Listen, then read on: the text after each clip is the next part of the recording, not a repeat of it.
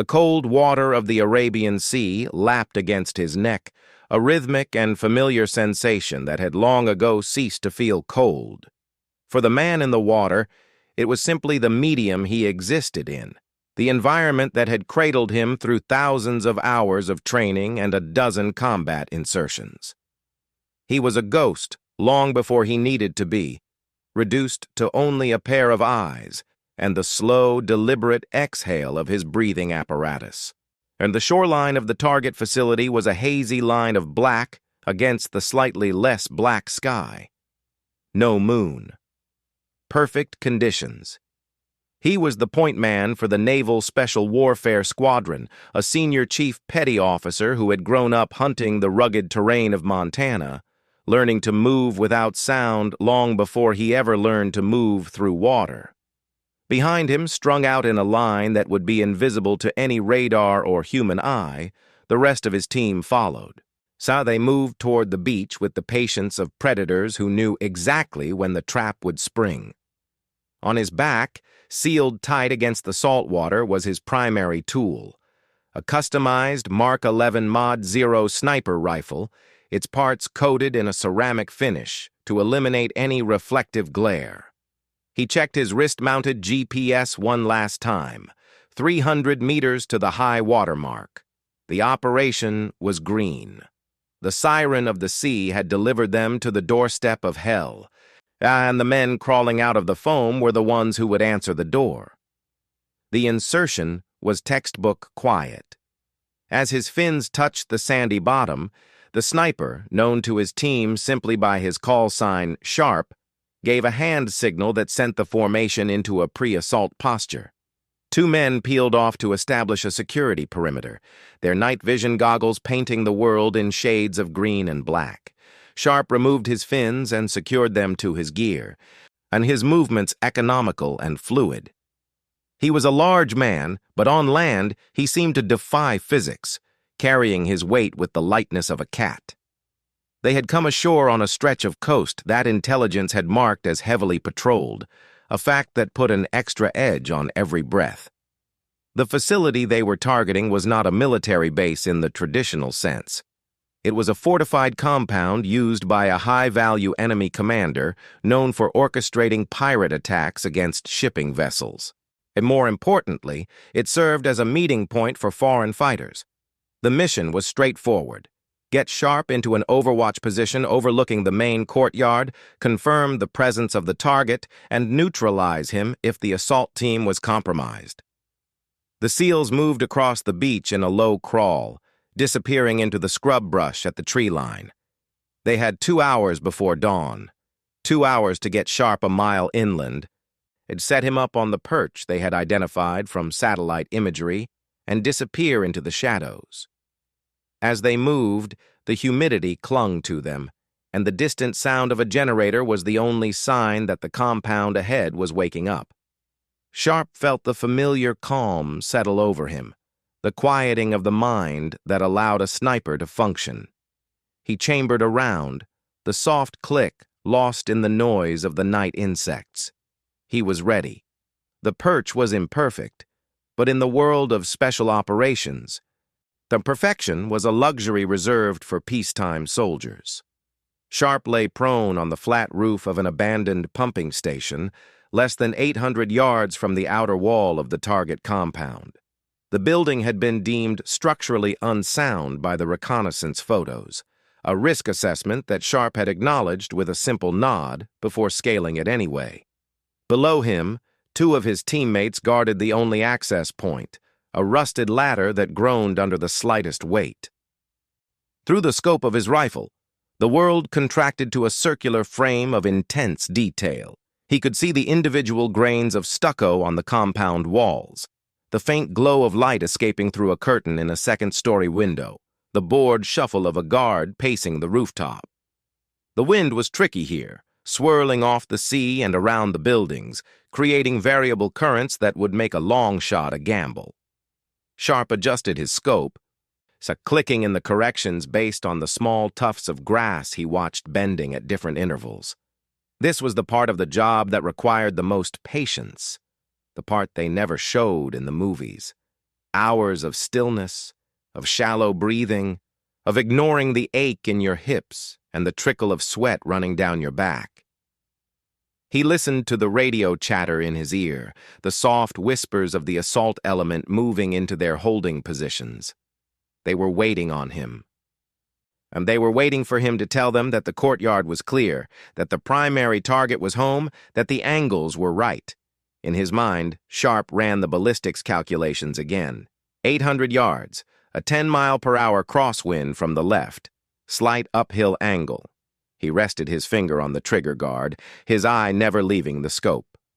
The sun was beginning to think about rising, painting the horizon a deep purple.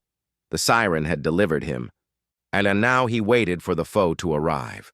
It started with a door, heavy, metal, sliding open on rusty rollers. The sound carried across the distance, and Sharp's crosshairs snapped to the source. Men filed out into the courtyard. Not the casual morning stretch of sleepy insurgents, but a tactical movement. They were fanning out, taking up positions behind piles of rubble and parked trucks. They were alert. They were expecting something. Sharp's blood ran cold. He keyed his mic, on his voice a barely audible vibration. "Tango's in the courtyard. They're maneuvering. I think they know we're here." The response from the assault leader was immediate and terse. "Hold! Confirm target." Sharp scanned the faces, looking for the commander. His heart hammered against his ribs, a controlled thunder. The men below were good, moving with a purpose that suggested military training. They were setting up interlocking fields of fire, their attention focused outward, and toward the very direction the SEALs would have to come from. It was an ambush waiting to happen. Sharp's mind raced through the contingencies. If the assault team walked into that kill zone, it would be a massacre. He had to take the shot, had to break up their formation and give his brothers a chance. But the commander wasn't there. If he fired now, he would give away his position and alert the entire facility for nothing.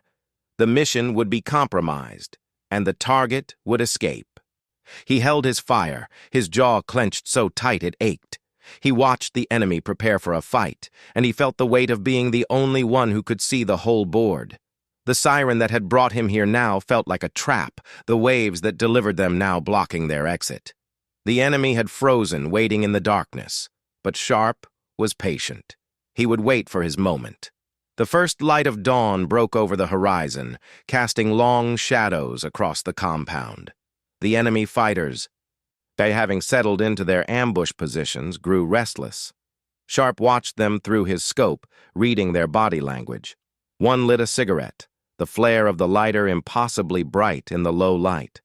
Another adjusted his position, exposing his silhouette against a whitewashed wall. They were good, but they were not professionals. They had the discipline to set the trap, but not the patience to maintain it indefinitely. Sharp's radio crackled. It was the assault leader. "We have movement on the secondary path. Goat herders. We're going to be compromised." Sharp closed his eyes for a brief second. It was the worst-case scenario. Not a direct assault, but a random variable that no amount of planning could account for. The goat herders would stumble onto the assault team, raise the alarm, and the entire enemy force would know exactly where the threat was coming from. The ambush in the courtyard would pivot, and the SEALs would be caught in a crossfire. Sharp made his decision. He didn't have permission, but he had eyes on the target. He had the clearest shot. "I'm taking the shot on the machine gunner," he whispered. "Creating chaos. Move on my shot." Without waiting for a reply, he exhaled half a breath and squeezed the trigger. The crack of the rifle shattered the morning quiet. Across the distance, the enemy machine gunner's head snapped back, and he crumpled behind his weapon. For a split second, and the courtyard was frozen in a tableau of shock. Then chaos erupted. The enemy fighters, realizing they were being targeted from an unknown direction, opened fire wildly. They shot at shadows, at windows, at nothing. Sharp cycled the bolt, acquired a second target, a man with an RPG, and fired again. The man spun and fell. The enemy's ambush positions, so carefully prepared, became their downfall. They were pinned down by the very rocks and vehicles they had chosen for cover. Unable to see the invisible threat picking them off one by one, Sharp fired a third time, a fourth. Each shot was a calculated decision. A life ended in the space of a heartbeat. Below him, he heard the roar of engines as the assault team, taking advantage of the confusion, accelerated their approach. The plan had gone out the window, replaced by the raw, brutal arithmetic of survival. The siren's call had been answered, not with a whisper, but with thunder. The enemy reacted with the ferocity of a cornered animal. Realizing the fire was coming from the pumping station, they redirected their heavy weapons. The first rocket-propelled grenade screamed over Sharp's head, impacting the building behind him and showering him with debris. The second was closer, slamming into the parapet just feet from his position, the concussion slamming into his chest like a physical blow. Sharp ignored it. He was in the bubble now, at the fabled state of hyperfocus, where time seemed to slow down. He saw the RPG gunner reloading, tracked the arc of his movement, and put a round through his shoulder before he could raise the launcher. He saw a squad of fighters trying to flank the assault team, and he fired 3 quick shots, dropping 2 and sending the others scrambling for cover. The world consisted only of the crosshairs, the trigger, and the targets. His spotter, a younger SEAL, huddled behind him. He called out distances and wind corrections, but Sharp was already there, already adjusted. They worked in a symbiotic rhythm, 2 parts of a single weapon system. The assault team was inside the compound now, the sharp crack of their M4s mingling with the deeper thump of enemy AKs. Sharp took out a fighter leaning over the wall to take a shot at the team below. He took out another who appeared on a balcony with a grenade in his hand. He was the angel on their shoulder, and the unseen hand that tilted the balance of every firefight.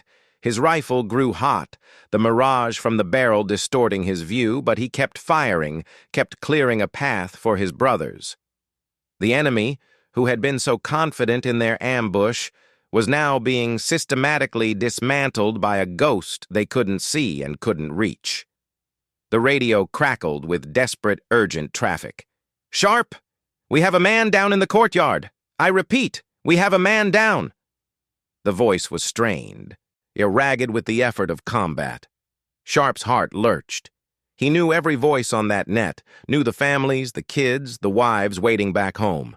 He shifted his aim, scanning the courtyard through the haze of dust and smoke. He found them. 2 SEALs were pinned down behind a low wall, maybe 50 yards from the outer gate. Between them, lying motionless in the open dirt, was a third. It was Elliot, the big man, the powerlifter, the joker who kept everyone loose during the long waits. But he wasn't moving. Sharp could see the dark stain spreading across his legs. The enemy fire was intense, concentrated on the wall where the 2 SEALs were trapped. Every time they tried to reach for Elliot, a hail of bullets forced them back. They were going to have to watch their brother bleed out right in front of them. Sharp felt a cold fury settle into his bones. This was why he was here. Not for politics, not for glory, but for this. For the man on the ground. He keyed his mic. "I'm on it. Cover me." It was a nonsensical thing to say. He was 800 yards away, there was no cover to give, but his teammates understood. They redoubled their own fire, pouring rounds into the enemy positions, trying to draw their attention.